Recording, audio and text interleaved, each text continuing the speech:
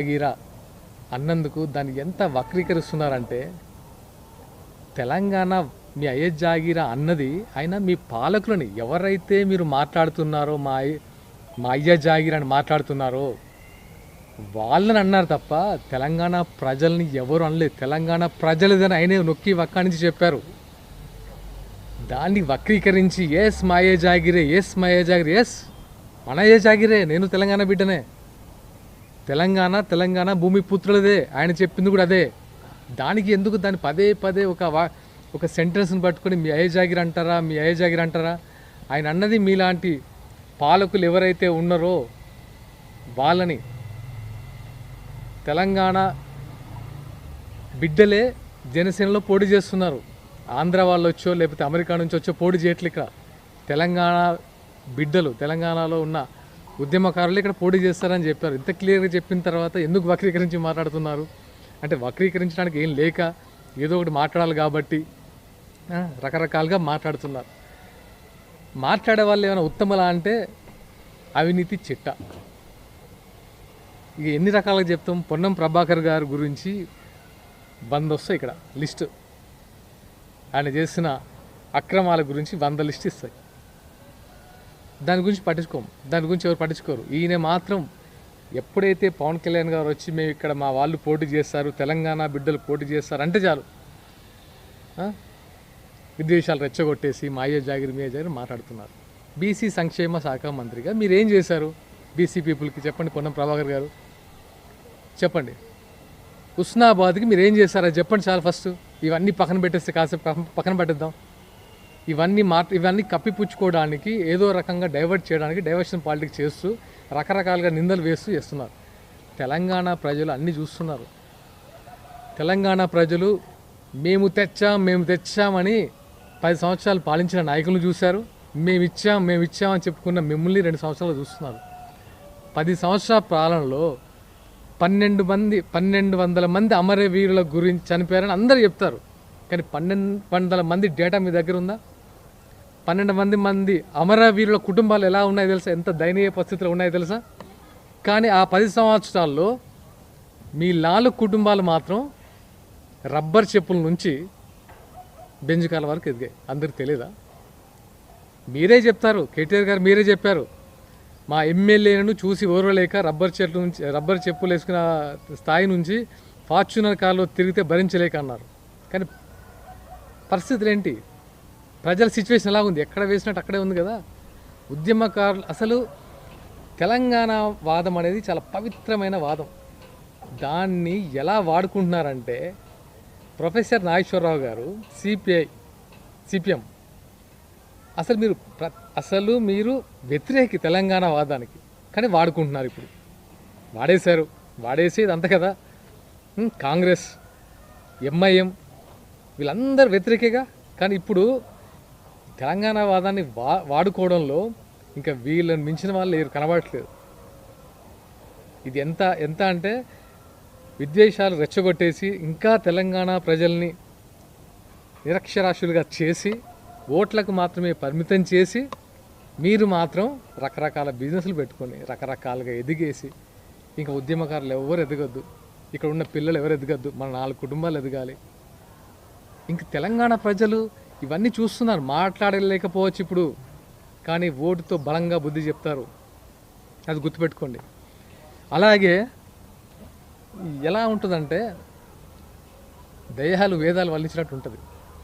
అవినీతి కేసులో చిప్పకూడు తిని తీహార్ జైల్లో వాళ్ళు చెప్పే నీతులు కూడా వినాల్సి వస్తుంది. మనం ఇప్పుడు వాళ్ళు అవినీతి కేసులో జైల్లోకి వెళ్ళి 2.0 అని గెటప్పులు మార్చుకొని ఇప్పుడు వచ్చి మాకు నీతులు చెప్తుంటే మేము వినాలి. ఇప్పుడు మేము తెలంగాణ బిడ్డలు మేము వినాలి. అక్క మీరు ఎక్కడున్నారు? ఎప్పుడొచ్చారు తెలంగాణ ఉద్యమంలో? 2000లో స్టార్ట్ అయినప్పుడు మీరు ఎక్కడున్నారు? అమరవీరులు అయినప్పుడు మీరు ఎక్కడున్నారు? ఉస్మానియా క్యాంపస్లో తల్లులు తినప్పుడు ఇప్పుడు ఎక్కడున్నారు?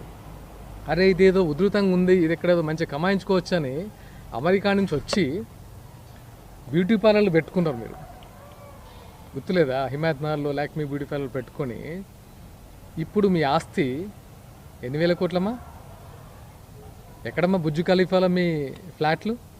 హైత్ ప్లేస్ ఎక్కడమ్మా? వందల కోట్ల హోటల్స్. అలాగే 50 ఎకరాల ఫామ్ హౌజులు ఎక్కడి నుంచి వచ్చినాం ఇవి? మరి తెలంగాణ అమరవీరుల పర్సెంట్, అమరవీరుల కుటుంబాల పర్సెంట్ అమ్మా చెప్పండి. మీరు తెలంగాణ జాగృతి పేరుతో ఒక బతుకమ్మ ఎత్తేసుకొని ఎంత మనీ ఎన్ఆర్ఐ నుంచి ఎంత మనీ కలెక్ట్ చేస్తారు? దానికి శ్వేతపత్రం రిలీజ్ చేయమంటే చేస్తారమ్మా? అవి మనకు రావు, ఎందుకంటే మనల్ని ఎవరు అడగొద్దు. మనం మాత్రం అందరినీ క్వశ్చన్ చేయొచ్చు. ఇవన్నీ అడిగితే ఏమవుద్దంటే నేను తెలంగాణ బిడ్డగా అడుగుతున్నాను, మేము ఉద్యమకాల బిడ్డగా అడుగుతున్నాం. చెప్పండి వీటి సమాధానం. కడుపు మండి 10 సంవత్సరాల పాలనలో ఏమీ కాలేదనే, ఎవరు మా వైపు లేరనే మేము ఇక్కడికి వచ్చాం. మీరు ఎలాగైతే సోనియా గాంధీ గారిని నెత్తిన పెట్టుకొని మీరు పెట్టుకున్నారో తెలంగాణ ప్రజలు, అలాగే మేము కూడా మా పవన్ కళ్యాణ్ గారు తెచ్చుకొని ఒక ఫైటింగ్ స్పీడ్తో వెళ్తున్నాం.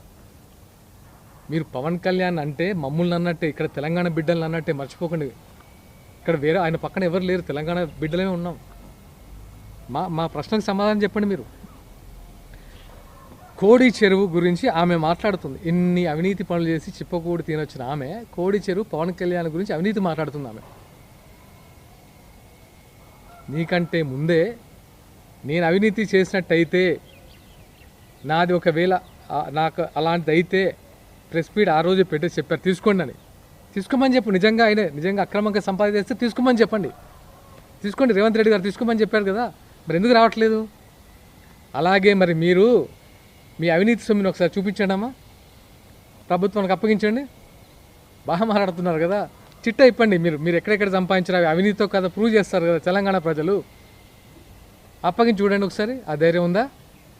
ప్రెస్ మీట్లకు వచ్చి గెటప్లు మార్చుకొని మాట్లాడడం కాదమ్మా. ఈజీ, మనం మాట్లాడడం ఇది చేయడం చాలా టఫ్. అది మాట మీద నిలబడడం చాలా టఫ్.